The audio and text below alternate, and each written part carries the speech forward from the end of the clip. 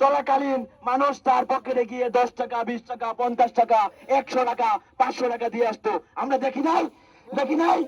এবং আগে এরকম হয়েছে আগে আগে দেখতাম নেতারা নির্বাচন করলে চাঁদাবাজি, টেন্ডারবাজি, ডাকাতি, লুট এরকম ভাবে নেতারা টাকা নেয় জনগণের কাছ থেকে। আর হাদি ভাইকে মানুষ টাকা দিয়ে আসতো নির্বাচন করার জন্য। তাহলে ওই মানুষটা কেমন ছিল আমাদের তো জানতে হবে। ওই মানুষটা এরকম ছিল যে ন্যায়ের কথা বলতো, সত্যতার পথে চলতো, ইনসাফ, যিনি বাংলাদেশের মধ্যে ভারতীয় আধিপত্য বিস্তারের সর্বপ্রথম অগ্রনায়ক, ভারতীয় আধিপত্যের বিরুদ্ধে তিনি বাংলাদেশে আওয়াজ তুলেছিল। সেই আওয়াজকে সেই ভারতীয় দালালরা, ভারতীয় ররা বাংলাদেশ থেকে চিরকালের জন্য মুছে দেওয়ার জন্য হাদি ভাইকে গুলি করে মেরে ফেলেছে। ওরা যদি চাইতো যে হাদি ভাইকে আমরা এক হাত পঙ্গু করে দেব, পায়ে গুলি করতে পারতো, বুকে, পেটে, ঠিক আছে না ভাই? গুলি তো কত জায়গায় করে, মাথায় গুলি করলো কিসের জন্য? তারা চেয়েছে হাদি ভাইকে বাংলার জমিন না পুরো বিশ্ব থেকে হাদি নামকে তারা মুছে ফেলতে চেয়েছে। সেই জন্য তারা হাদি ভাইয়ের মাথায় গুলি করেছে। আমরা বলতে চাই আজকে এক হাদি লোকান্তরে, কিন্তু আজকে লক্ষ হাদি ঘরে ঘরে, লক্ষ হাদি আজ বাংলার জমিনে, লক্ষ হাদি এখানে দাঁড়িয়ে সবাই হাদিকে স্মরণ করে, সবাই হাদিকে ধারণ করে, সবাই সেই হাদির আদর্শকে বুকে লালন করে বাংলাদেশ, সোনার বাংলাদেশ গড়তে চায়। ঠিক আছে না ভাই? তো আজকে সেই হাদি হত্যার 13 দিন হয়ে গিয়েছে, আমরা এখনো বিচার তো দূরের কথা আসামি ধরতে পারি নাই ভাই। বিচার তো দূরের কথা আসামি ধরতে পারি নাই। কারা গুলি করেছে তাও নাকি তারা জানে না। তো আমি বলতে চাই বাংলাদেশ প্রশাসনকে এবং বাংলাদেশের সর্বোচ্চ লেভেলে যারা প্রশাসনিক কর্মকর্তা রয়েছে তাদেরকে বলতে চাই, ভাই আওয়ামী লীগ আমলে দেখতাম এই 71-এর যুদ্ধে রাজাকার বলে দেশের বাহির থেকে মানুষজন ধরে নিয়ে আসতো, বলতো বিভিন্ন দেশে পলাতক রয়েছে, ওইখানে 71-এর রাজাকার বলে দেশের বাহির থেকে এনে ফাঁসি দিত। ঠিক আছে না ভাই? ঠিক আছে না? এরকম কি যে বিএনপি চেয়ারপারসন তারেক জিয়াকেও আওয়ামী লীগ আমলে দেখতাম মানে সর্বোচ্চ প্রয়োগ করেছিল তারেক জিয়াকে বাংলাদেশে আনার জন্য। তো ভাই তারেক জিয়াকে বাংলাদেশে আনার জন্য সর্বোচ্চ প্রয়োগ করেছিল সরকার, প্রশাসনই তো করেছিল। ঠিক আছে না ভাই? নাকি আল্লাহর ফেরেশতা ছিল? আল্লাহর ফেরেশতা তো আসে নাই। তাহলে আজকে হাদি ভাইকে গুলি করে দিন প্রকাশ্যে আসামি চলে গেল, এখনো আমাদের প্রশাসন হাদি ভাইয়ের আসামি ধরবে কি জানেই না তারা আসামি কোথায় আছে।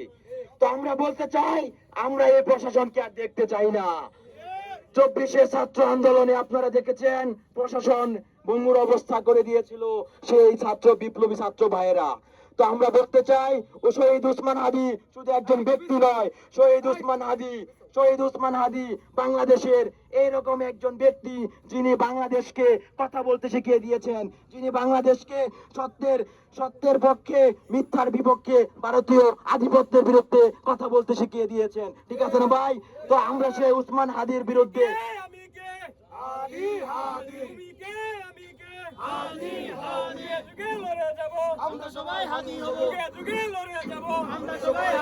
হাদি ভাই সে যার জন্য এখনো লক্ষ লক্ষ মায়ের চোখের পানি পড়ে, সেই হাদি ভাই।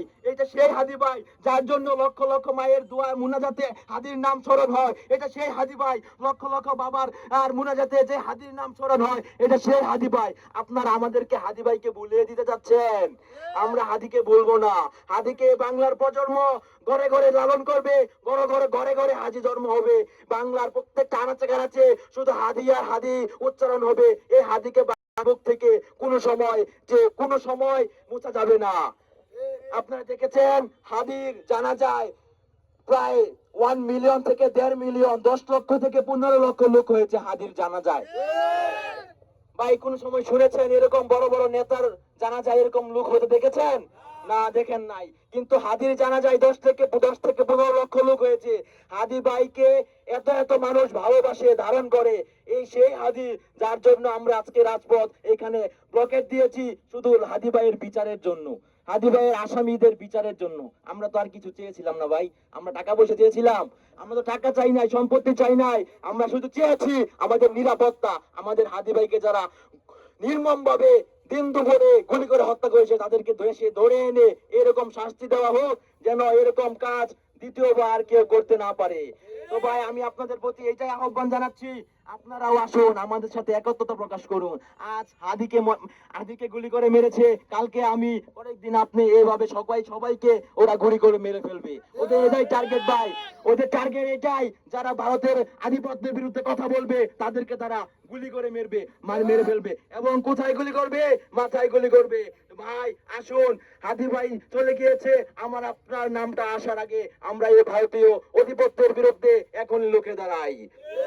আসুন আপনাদেরকে আহ্বান করছি, এই হাদি ভাইয়ের জন্য যারা আপনারা হাদি ভাইকে ভালোবাসেন, সেই হাদি ভাইয়ের বিচার না হওয়া পর্যন্ত আমরা রাজপথ ছাড়বো না।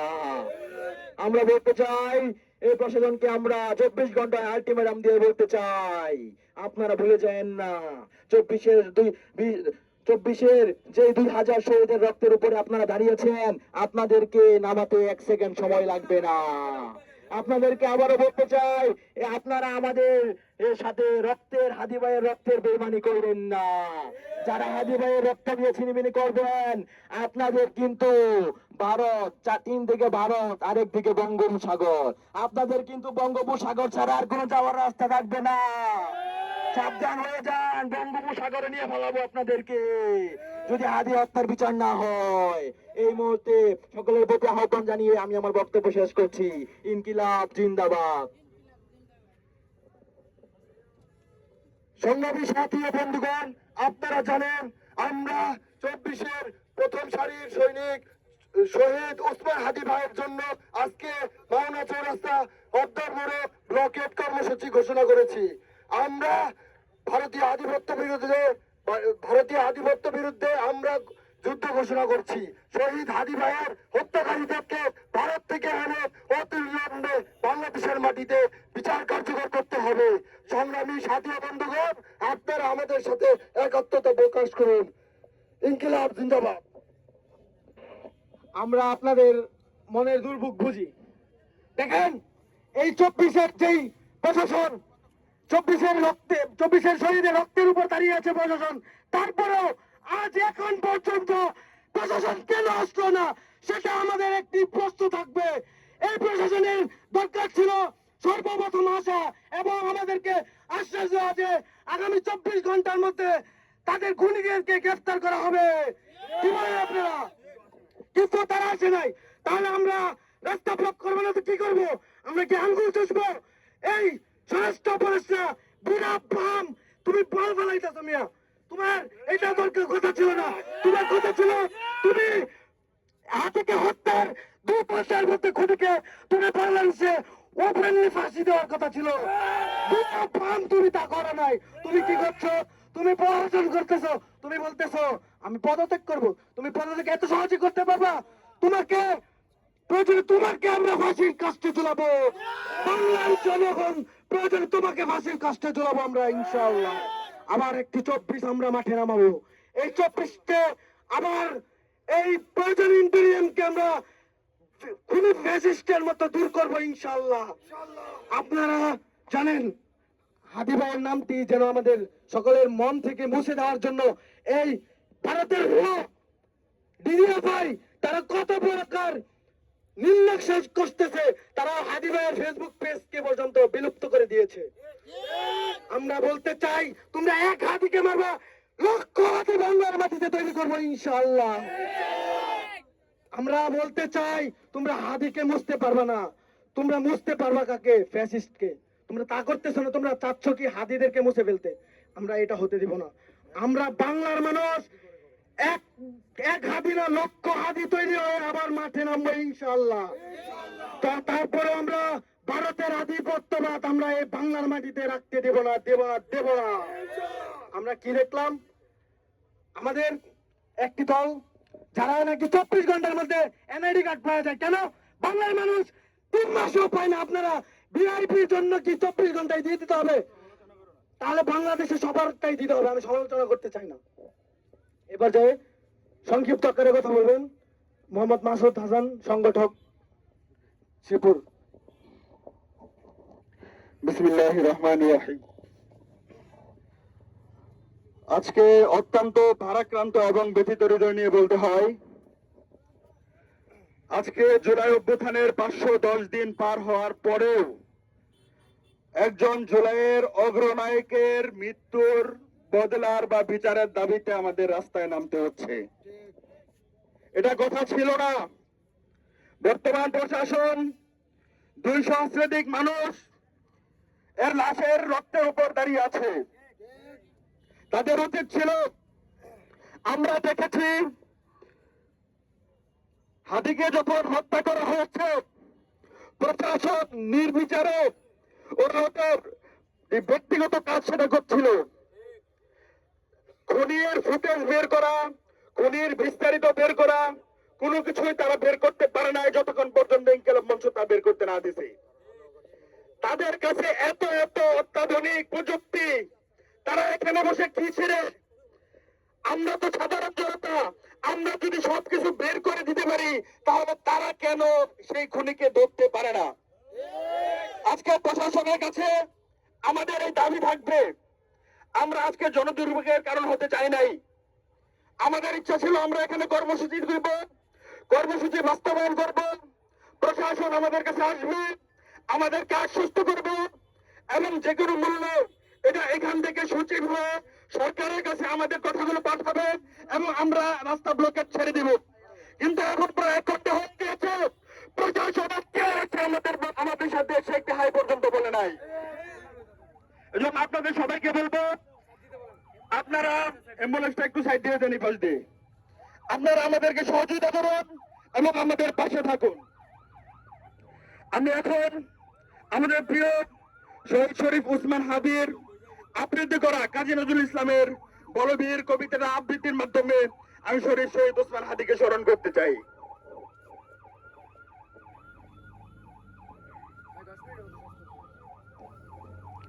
বলবীর বড় উন্নতম শির, শির নেহারি আমারি নত শির, ওই শিখর হিমাদ্রির।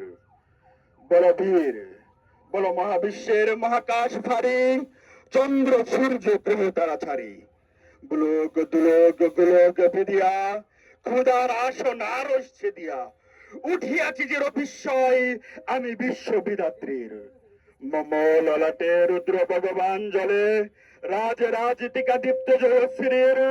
বড় বীর আমি চির উন্নত শির, আমি চির দুর্দম দুর্বিনীত নৃশংস, মহাপ্রলয়ে আমি নটরাজ, আমি সাইক্লোন, আমি ধ্বংস, আমি মহাভয়, আমি অভিশাপ পৃথিবীর, আমি দুর্বার, আমি ভেঙে করি সব চুরমার, আমি অনিয়ম শৃঙ্খল, আমি ধরে যাই যত বন্ধন, যত নিয়ম কানুন শৃঙ্খল, আমি মানি না কখনো আইন, আমি ধরাতরি করে বড় ডুবি, আমি টর্পেডো, আমি ভীম বা সমান মাইন, আমি দুর্যোগী, আমি আলোক সুজোর অকাল বৈশাখের, আমি বিদ্রোহী সুত বিশ্ববিদাত্রীর। বলবীর চির উন্নতম মশির, আমি ধ্বংসা, আমি ঘূর্ণি, আমি কত সম্মুখে যাহা পাই যাই চূর্ণি, আমি নিত্য পাতল ছন্দ, আমি আপনার তালে নেচে যাই, আমি মুক্ত জীবন আনন্দ, আমি হাম্বির, আমি ছায়ানট, আমি হিন্দল, আমি চলচঞ্চল থমকে চমকি, পথে যেতে যেতে চকিতে চমকি, ইন্ডিয়া দি তিন্দল, আমি চপলা চপল হিন্দল, আমি যাই করি পাই যখন চাহে মন যা, করি শত্রুর সাথে গলাগলি দিরু মৃত্যুর সাথে পাঞ্জা, আমি উন্মাদ, আমি ধ্বংসা, আমি বিপিয়ে দারিদ্র্যের, আমি শাসন শাসন সংহার, আমি উচ্চ চিরবীর, বড় বীর চির অন্যতম শির। আল্লাহ হাফেজ। ধন্যবাদ। এখানে অনেক কি কথা বলার সুযোগ দেওয়ার দরকার ছিল, বাট আমাদের সময় স্বল্পতার জন্য কাউকে আমরা আর সুযোগ দিচ্ছি না। তবে আমি এই পর্যায়ে ডেকে নিচ্ছি সচেতন নাগরিক সমাজের সম্মানিত সাধারণ সম্পাদক মোহাম্মদ মাজারুল ইসলাম ভাইকে। মাজারুল ভাই 1 মিনিটে শেষ করবে ইনশাল্লাহ। সংগ্রামী জনতা, আপনারা জানেন শহীদ ওসমান হাদির হত্যার প্রতিবাদে আজকের এই বিক্ষোভ কর্মসূচিতে আমাদের